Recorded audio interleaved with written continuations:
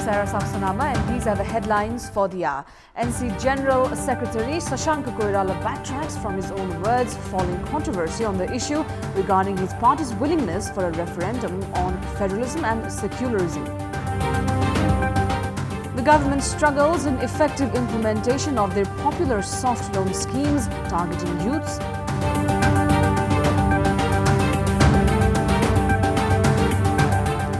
Brexit postponed beyond 29th of May after EU leaders agree on a plan to delay the Article 50 process. The UK offered till 22nd of May to approve of the negotiated deal. And Nepal take on India today at the grand finale of the 5th edition of SAF Women's Championship. The final an opportunity for Nepalese women to claim their maiden international title. Let us begin with the latest national political updates.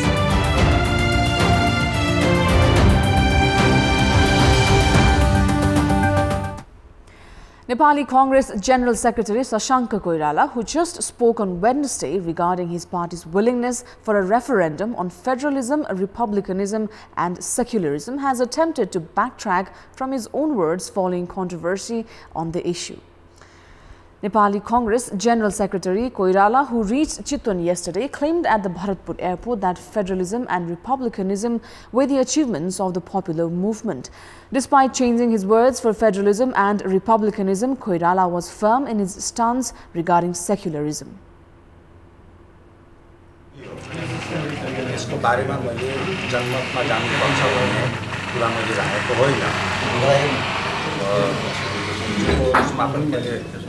स्पष्टताका साथ भने तर के कारणवश त्यो छापियो म फेरि दोहोऱ्याएर भन्न चाहन्छु गणतन्त्र र संहिताको बारेमा जनमतमा जानुपर्ने आवश्यकता छैन यो हाम्रो उपलब्धि हो.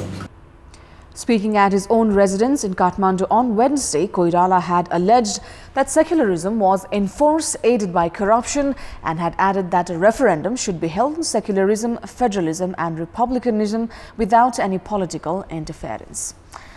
President Vidya Devi Bhandari has appointed chairpersons for 5 commissions, including National Natural Resources and Finance Commission, following recommendations from the Constitutional Council. The newly appointed officials were administered the oath of office and secrecy by Chief Justice Cholendra Samse Rana yesterday at the presence of the President.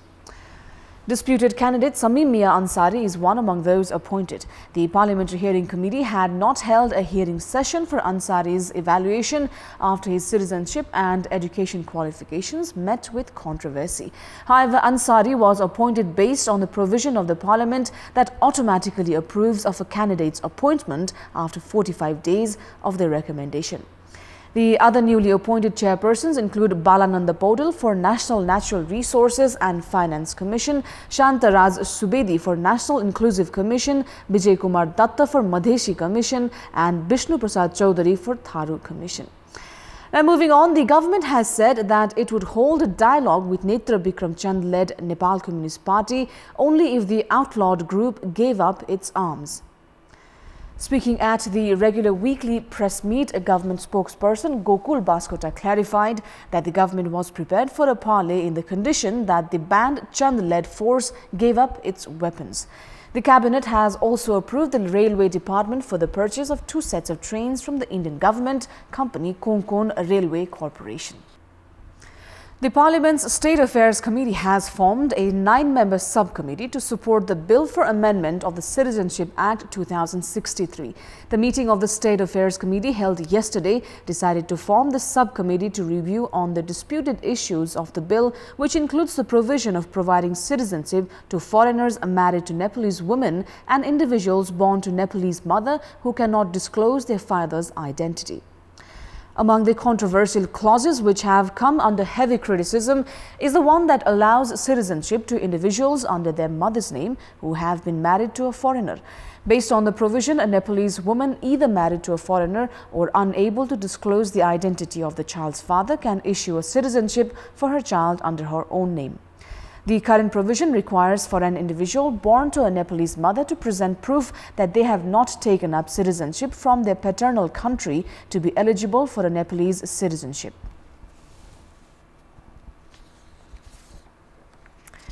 Now, despite the introduction of programs including submitting academic certificates as collaterals and soft loan program for the youths returning from foreign employment, the government has largely struggled in ensuring their effective implementation.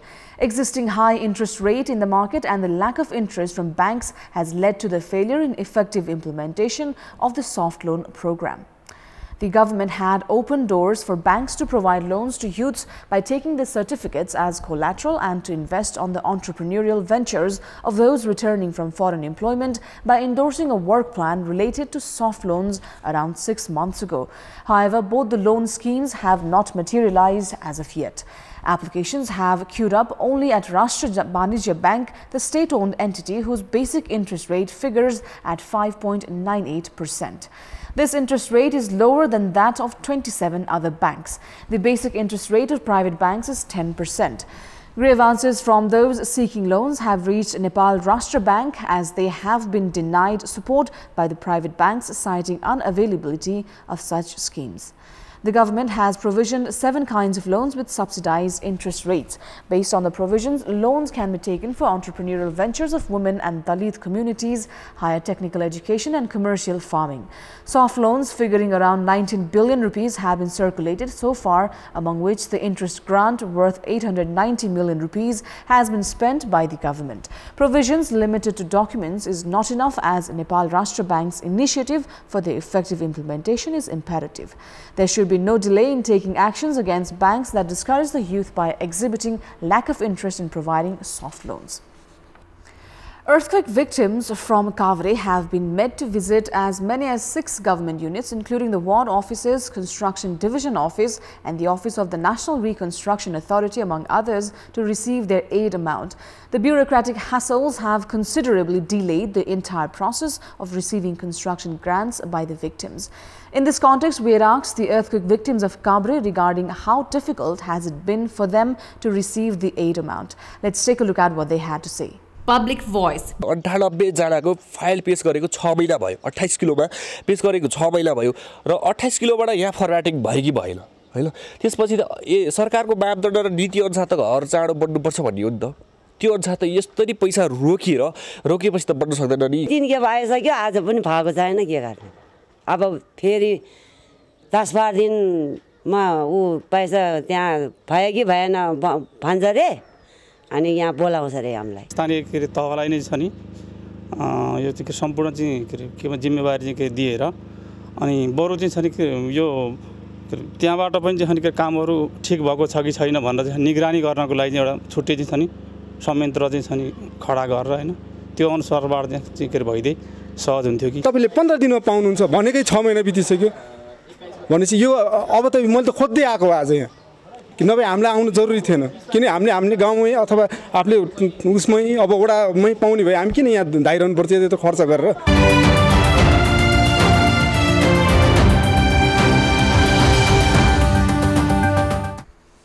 And time now for our segment Public Pulse, where you text us with your opinion. Public Pulse. And the question is, why has the law to stop child marriage not been effective? Your options are A, feeble government mechanism, B, lack of awareness, and C, no fear of action. The voting is on. Type NEWS, select your option A, B or C and send it to 34001 to share your opinion with us.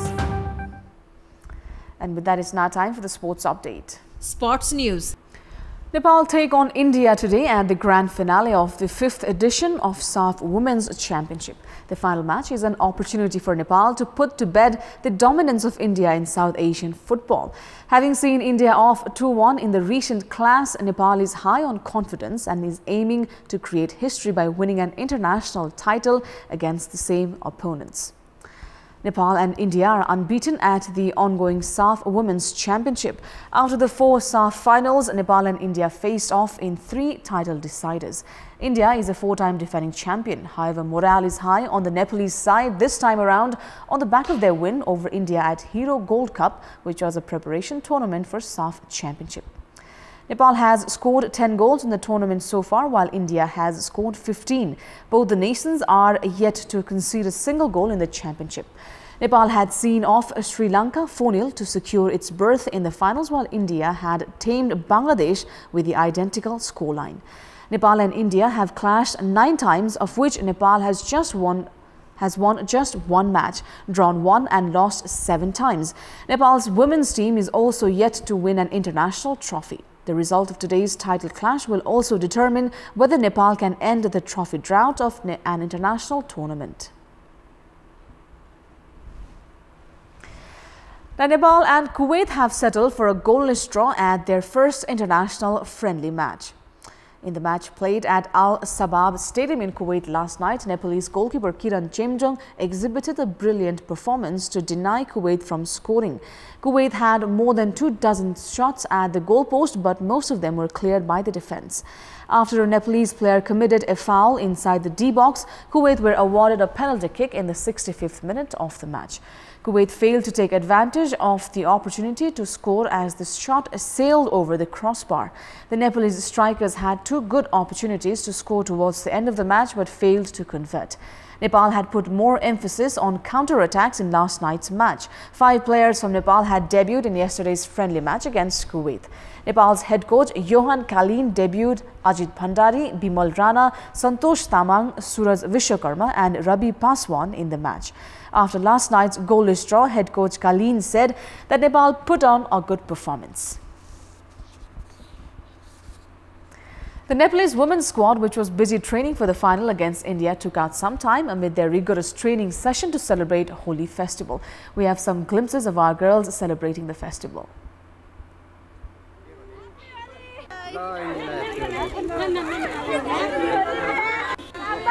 Happy Holi.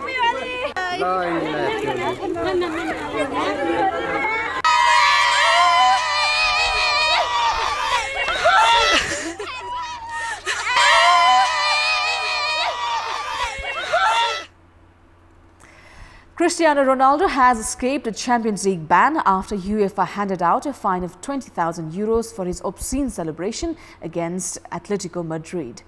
Ronaldo had brought Juventus back from a 2-goal deficit from the first leg to book a place in the quarterfinals of the Champions League by scoring a hat-trick in the second leg match of the pre-quarterfinals against Atletico Madrid.